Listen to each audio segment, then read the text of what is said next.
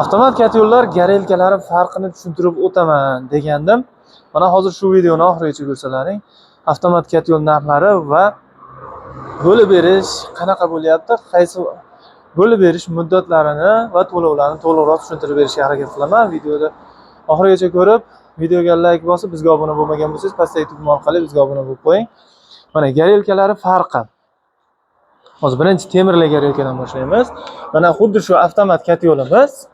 Qo'l avtomat va avtomat katyolni farqlarini tushuntirganman. YouTube kanalimizga o'tib ham bemalol ko'rib, hali farqlarni tushunib olsalaring bo'ladi. Qaysidan tanlashga o'ylanganlar. Endi hozir tanlab oldim. Menga avtomat qiziq deganlar uchun avtomat katyol mana garelkasi qo'yilgan, bunga chugun garelka qo'yilgan. Hozir shu garelkalarning farqi, narxi nimasida farq qiladi avtomat katyol, shunisini sizlarga tushuntirib beraman. Hozir bu temirli 8 li listdan tayyorlangan, 8 li 1 li listdan tayyorlanadi asosan. Temirli variant faqat temir yil o'tib, 2 yil, 3 yil, 4 yil o'tib yoki ma'lum bir vaqt o'tib ko'mirda issiqlik gradisiga qarab eshilish holati kuzatiladi shu yerda. Eshilish holati kuzatilgandan keyin yonishga ham ozgina baribir ta'siri bo'ladi. 2 yil, 3 yil yoki o'sha ma'lum bir vaqt o'tgandan keyin. Endi bu garelka bilan arzonroq chiqadi. Endi chugunli garelkamiz bor. Bunga qaragan, temirli garelkaga qaraganda $100 farqi bilan chiqadi. Bu garelkamiz polni chugundan bo'ladi, 1 santimetrli quyma. Hamma joyda alohida bo'linib tayyorlanmaydi. Quyma chugun bo'ladi, shuni hisobiga mustahkam bo'ladi. Gradus qancha ko'tarilsa ham bu yerda eshilish holati kuzatilmaydi. Shuning uchun $100 farqi bo'ladi. Bu misol uchun shuni kilogrammi ham bir 40 kilo, 45 kilo atrofida. Shuni hisobiga yuki chugunni qimmatligini hisobiga narx qimmatroq chiqadi.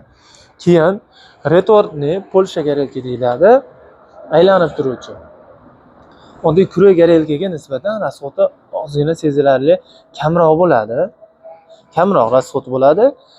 Keyin bu aylanib turgan hisobiga ko'mir shilak bo'ladigan ko'mirlarni ham bemalol yoqaveradi. Faqat bunga angren ko'mirda ozgina muammo bo'ladi.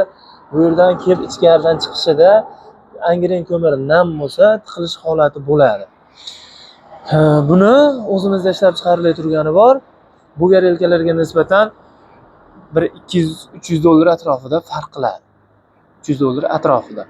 Endi buni originali bunga qaraganda taxminan $7-8 atrofida farq qiladi. Sababi bu garelkani o'zi $1000 atrofida chiqadi. Farg'onada olib kelishadi. Ulardan $1000 25 kilovat kechasi, $1100 mi 50 kilovat kechasi chiqadi. Shuning uchun garelkalar katyol narxi shundan farq qiladi. Agar kimga temir garelka qiziq bo'lsa, temir garelka yoki chugun garelka qiziq bo'lsa, chugun yoki retortni yasama qiziq bo'lsa, yasamasdan yoki o'sha originaldan olishlari mumkin bo'ladi. Bu yasamasi bilan originalini farqi nima? Farqi cho'yanlari o'zimizda qo'yiladi, bu qismlar o'zimizda yasaladi, motor reduktor Xitoydan keladi. Miyalari ham originalligidan farq qiladi. Xuddi bu kura garelkaga qo'yadigan miyamiz bilan bir xil miya qo'yiladi yasamasiga.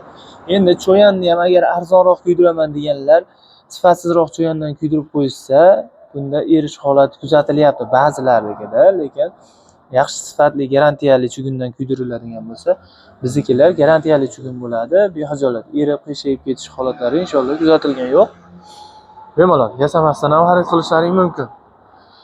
Endi buni minus tarafi ventilyatoricha pastroq bo'ladi, motori ozgina kuchsizroq. Hozir qo'yilib turganlar necha baquvvatroq, o'zimiz yasay turganlari baquvvatroq motor qo'yiladi. Hozir uni ham ko'rsatib o'taman. Videoni oxirigacha ko'rib, videoga like bosib, katyolamoqchi bo'lgan yaqinlarga jo'natib qo'yamiz.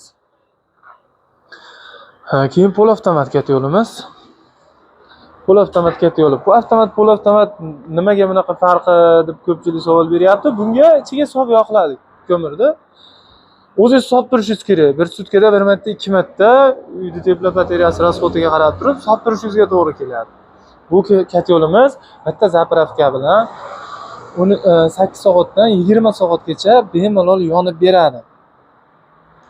Buni qulayligi irik, mayda ko'mir ajratib o'tirmaysiz.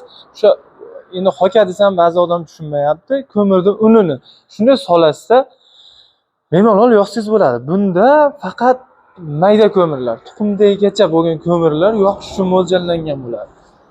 Bu o'sha reduktor motor orqali bu yoqqa olib kirib, bu garelkada yoqib beradi. Endi buni qulayligi siz har kuni ko'mir solishingiz shart emasda, bu garelkada yonaveradi. O'chirmasdan, kerak bo'lsa kuzda yoqib turib, bahorda o'chirsiz ham bo'ladi. Bunkeriga bitta solganda 150 kilogacha ko'mirni shinanglar ko'rsatib o'taman. Shu shinanglar orqali olib kirib yoqaveradi. Buni qulayligi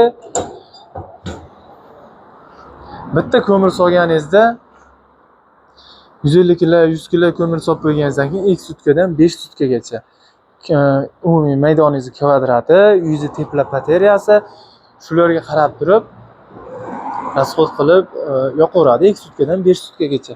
Bunkerlari agar 500 kvadratli bo'lsa, shuncha yoki bundan katta ham qilib berilaveradi. Xullas, bunkeri 1 tonnagacha tayyorlab berish imkonimiz bor, bemalol. Kim hali kattaroq bo'lsa, yaxshi bo'ladi deganlar uchun tayyorlab berilaveradi.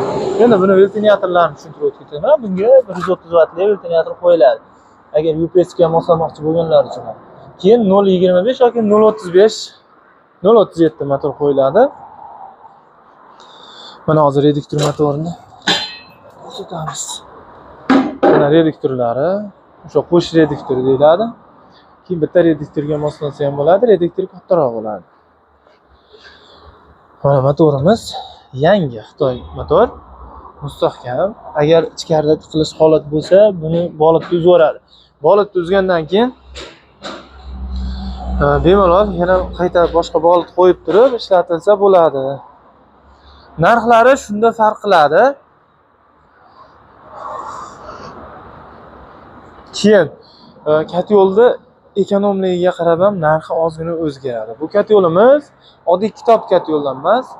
Kitob katyoldan obzorini qilaman, bir-biriga solishtirishdi. Agar videoga like bosib, kommentariyada qo'llab tursalaring, keyingi videolarda ko'rsatib berishga harakat qilaman. Bu oddiy kitob katyoldan emas. Bu yerda gorizontalniy aylanyapti. O't borib kelib aylangandan keyin orqaga o'tib, polni pastga tushib, keyin tevaga chiqib, tashqariga chiqib ketyapti. Shuni hisobiga bu katyolimizdan tashqariga issiqlik kamroq chiqadi, ekonomroq bo'ladi. Kimga sifatli ekonom katyollar kerak bo'lsa, Chaqmoq ekonom katyol jamoasi, ya'ni bizga murojaat qilaverasizlar. O'zbekiston bo'yicha garantiyasi bilan, servislari bilan qilib beramiz. Elektr qismiga 1 yil garantiya, ichki suv qo'ymasligi holatiga yopiq sistema, ochiq sistema tanlamaydi. 2 yil garantiya beriladi. O'zbekiston bo'ylab yetkazib berishimiz mavjud. Vodiy bo'ylab uygacha yetkazib beramiz. Vodiydan u yog'iga shahar markazlari yoki yuk mashinalar yuradigan asosiy yo'lgacha yetkazib beramiz. Kimga sifatli ekonom katyollar kerak bo'lsa, bizga murojaat qilaverasizlar. Katyol olishda hozirdan olishni tavsiya qilib qolaman. Sababi o'tgan sezonda ko'p 1 oylab kutish holati, 1,5 oylab kutish holati bo'lib qoldi. Shu holatlar bo'lmasligi uchun bizni kuzatishda davom etib, katyol olaman desangiz, shu bahorda yozda olib qo'yishingizni tavsiya qilamiz. Keyin bo'lib berish narxlarini ham aytib o'tib ketaman dedim. Bo'lib berish narxlari narx o'zgarmaydi. Hozir Ramazon oyida 50 dollardan 200 dollargacha skidka ketayotgan bo'lsa, shu Ramazon oyida zakat tashlaganlarga amal qiladi shu skidkani ichida. Ramazondan keyin eski narxlarda bo'ladi. Faqat o'sha narx o'zgarmagan holatda kuzgacha bo'lib to'lashga olishingiz mumkin. Katyolda 50% to'lovini qilib bo'lgan vaqtingizda katyolingiz butkul yasab qo'yiladi. Keyin qachon jo'nating, meni qolgan pulim tayyor yoki qolgan pulimni to'lov qilib bo'lyapman mana deganingizda katyolingizni yetkazib borilaveradi. U necha oyga bo'lib to'lash o'zingizga bog'liq, faqat sentyabr oyigacha amal qiladi. Sentyabr oyi ham harakat qilamiz shunga amal qilishga. Undan keyin o'zi ochretlarimiz sezon kelganligi uchun ochretlarimiz boshlanadi. Hozirdan ko'pchilik harakat qilishyapti, xarid qilishyapti. Sizlar ham shoshib qo'yinglar.